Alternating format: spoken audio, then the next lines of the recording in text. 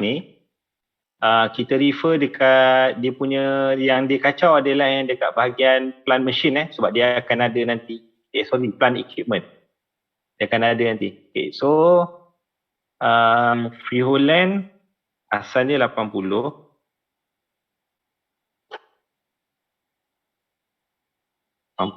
Accumulated depreciation tak ada. So carrying value still 80. Plant building cost dia 40.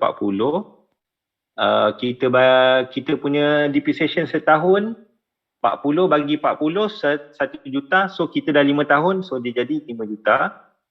So dia akan jadi 35. Building leave 10 juta. Lepas tu useful life dia 10 years. So 10 bagi 10 1 juta juga. So darabkan dengan 5 tahun. So 5 juta accumulated depreciation. Balance dia tinggal 5. Building equipment and electricity 5. Dah 5 tahun. 5 juta kan? Sebab building equipment dengan electricity system ni dia dah cukup 5 tahun.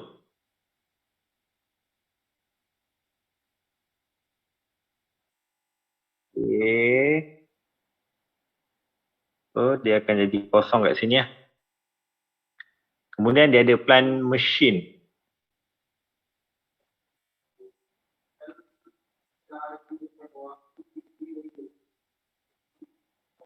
Kat sini yang dia kacau yang 20% tu.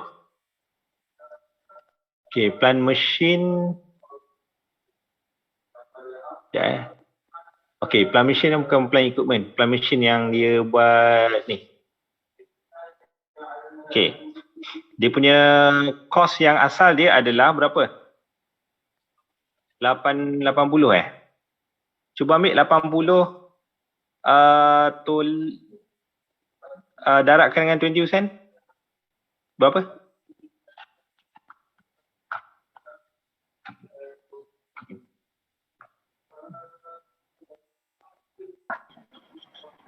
16. So dapat 96.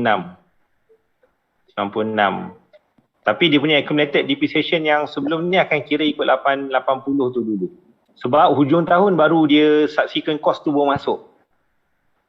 Faham tak?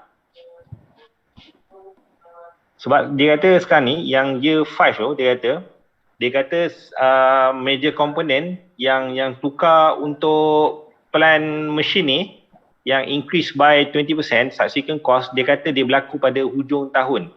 So during the year accumulated depreciation dia tak ada effect dengan yang kita bagi tahu tu.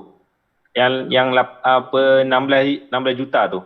Dia mesti pakai 80. So kalau kita tengok balik 80 bahagikan dengan 10, 8 juta. Darabkan dengan 5. 8 darab 5 apa? 40 40.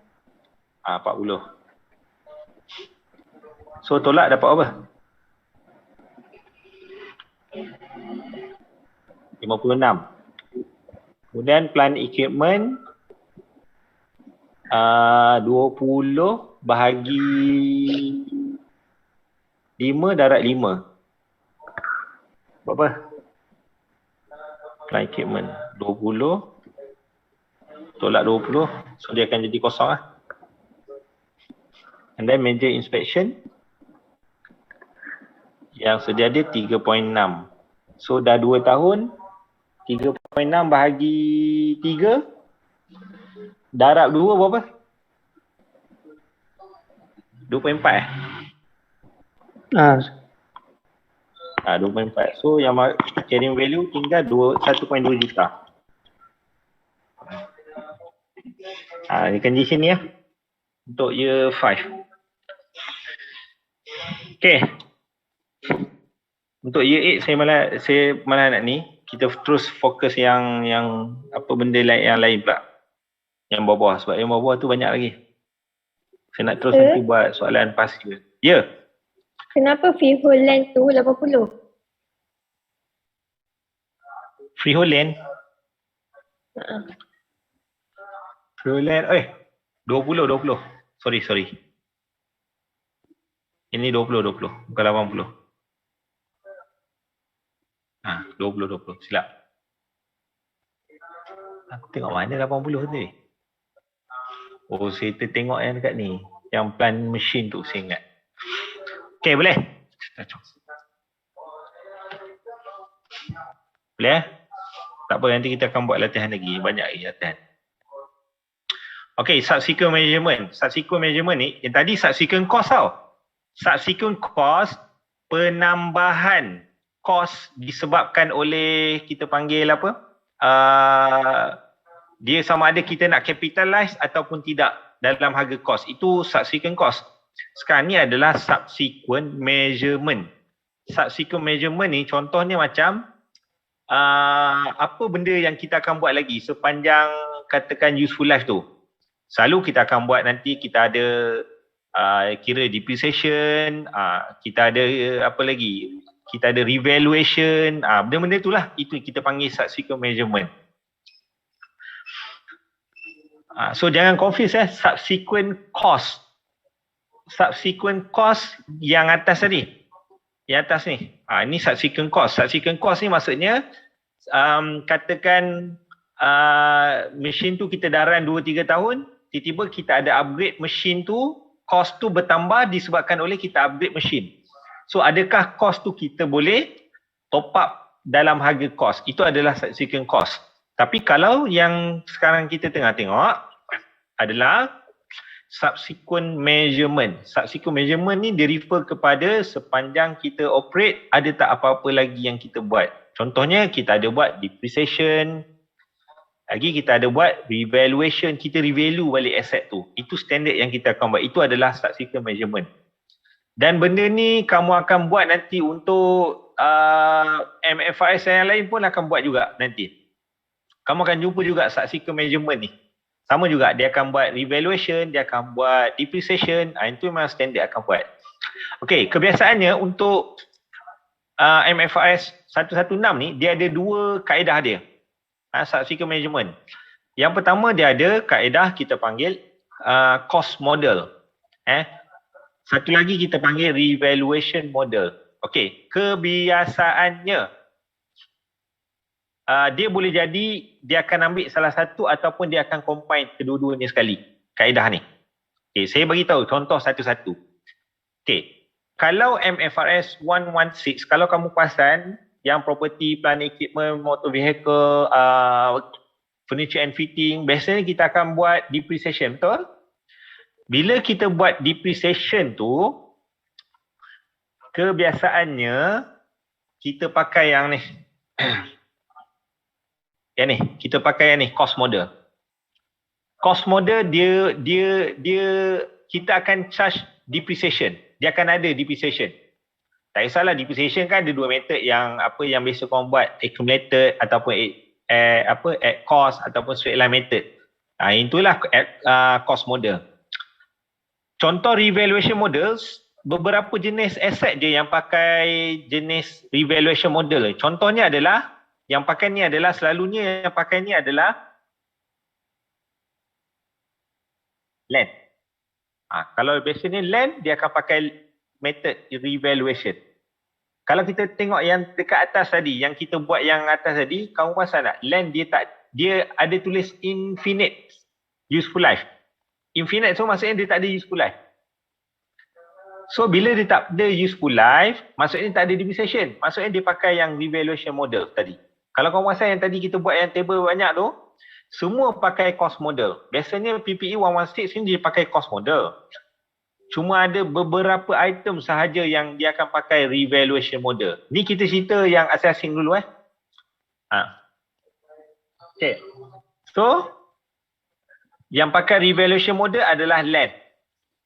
So kamu kena faham tau. Contoh, kamu perasan tak yang kita belajar MFRS 5, non-current asset held for sale? Kan kelebihan kalau kita transfer daripada PPE ke non-current asset held for sale, kan dia dah tak ada dah depreciation. Kan? Kalau dia tak ada depreciation, maksudnya dia dah bertukar. Maksudnya non-current asset held for sale, dia pakai kaedah ni. Revaluation model. Sebab dia tak ada depreciation. Ni specialnya. Dia special pakai revaluation model ni, dia tak ada depreciation. Kita tak kira depreciation. Apa kelebihan tak ada depreciation? Sebab depreciation ni dia akan menyusahkan dekat bahagian net profit. Maksudnya kalau kata depreciation ada, net profit kita akan berkurang. Kalau depreciation tak ada, net profit akan meningkat. Sebab tu kadang-kadang accountant dia suka main-main benda-benda sini. Dia suka main. Maksudnya dia suka-suka je letaknya sama ada di dalam non-current asset for sale. Sebab dia tak nak kira depreciation kononnya. Sebab bos dia suruh naikkan profit. Okay. Clear? Faham beza antara cost model dengan revaluation model? Boleh?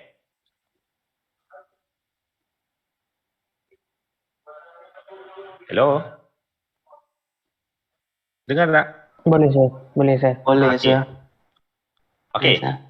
Tadi saya dah beritahu, dia ada juga dia combine dua method sekali, betul? Dia akan combine dua method, iaitu cost model plus dengan revaluation model. Ada. Dia ada contohnya macam, kalau kata macam land, dia memang akan sentiasa revaluation model lah. Kalau revaluation model, dia akan pakai revaluation model. Dia tak ada depreciation langsung. Kalau dia pakai cost model, adakah dia tak boleh pakai revaluation model? Jawapan dia boleh. Kalau kamu perasan, dulu-dulu korang ada buat latihan, katakan saya tak tahu sama ada dulu korang pernah buat tak, kan kita ada buat depreciation, kira depreciation, tiba-tiba dalam additional information dia ada bagi tahu building ke ataupun motor vehicle was revalue. Faham tak? Pernah dengar? Pernah tak dulu buat macam tu? Revaluation was revalue to RM berapa-apa. Dulu kalau kira carrying value dia mungkin 50,000. Kira at revaluation katakan dia daripada 50,000 jadi 60,000. Ada kan?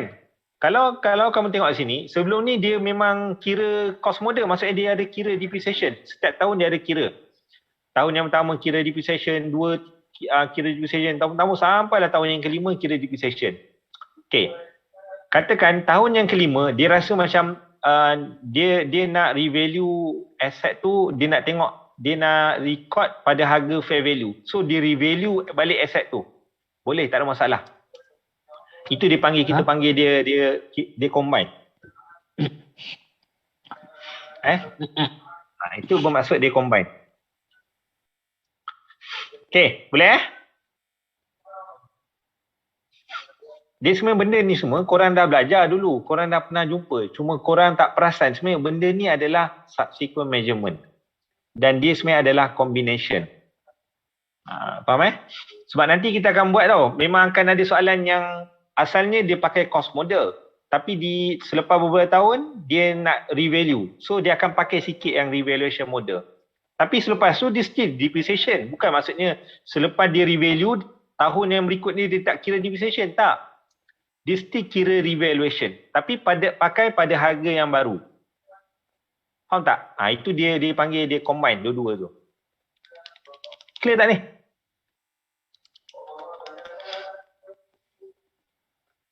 Boleh Boleh saya. Okay. Korang pernah kan selepas kita ada belajar kan yang land. Kalau korang perasan kita belajar selepas, kebanyakan yang kita revalue adalah land. Soalan dia, betul? Ada kan? Betul saya. Untuk semester ni, biasanya saya akan masukkan revaluation tu tak semestinya dekat land je. Mungkin building ataupun mana-mana plant and machinery ke motor vehicle, saya akan masukkan revaluation kat bahagian situ. So that nanti kamu akan nampak lah perbezaan antara land tu bila nak revalue dengan yang bahagian ni, yang kata yang ada depreciation ni, macam mana cara kita nak kira dia punya revaluation. Okay, saya tunjuk contoh. Macam saya bagi contoh yang mudah dulu. Land pada nilai asalnya adalah land yang kita record daripada awal, katakan RM 1 million. katakan dia revalue. Okey. Ni maksudnya sekejap. Okey, carrying value 1 juta. Kemudian dia ada beritahu dia buat fair value. Fair value RM katakan 1.2 million. Okey, so maksudnya kamu akan buat carrying value versus fair value, betul? Kalau kita tengok ni, carrying value RM 1 million. Dia fair value dia dah jadi 1.2 juta. Dia naik ke turun? Kalau kamu tengok ni dia naik ke turun? Naik. Okay, kalau naik maksudnya dia ada different of RM 200,000. 200,000 ni kita refer kepada surplus on revaluation. Faham tak? Ini yang bodoh-bodoh. Saya tak masuk lagi yang part bahagian kalau kata revaluation tu berkaitan dengan building, plant and machinery. Saya tak masuk lagi yang tu. Sebab ini senang sikit nak kira. Okay. Kalau lah katakan dia kira contoh carrying value 1 juta, fair value 900,000. Naik ke turun? Turun. Okey, turun. So dia refer kepada deficit of revaluation. Dia yang senang ni, kalau surplus senang. Surplus dia akan, kalau kata 200,000 ni, kita record dia kat mana? Kita akan record dia dalam ARR. Ni. Asset Revaluation Reserve dalam SOCHE ni. Ada kan kita buat selepas? Betul tak? Ada kan kita buat selepas? Nilai yang selepas dia katakan dia revalue daripada 1 juta dia naik jadi 1.2 juta. Dekat dengan dalam apa kita panggil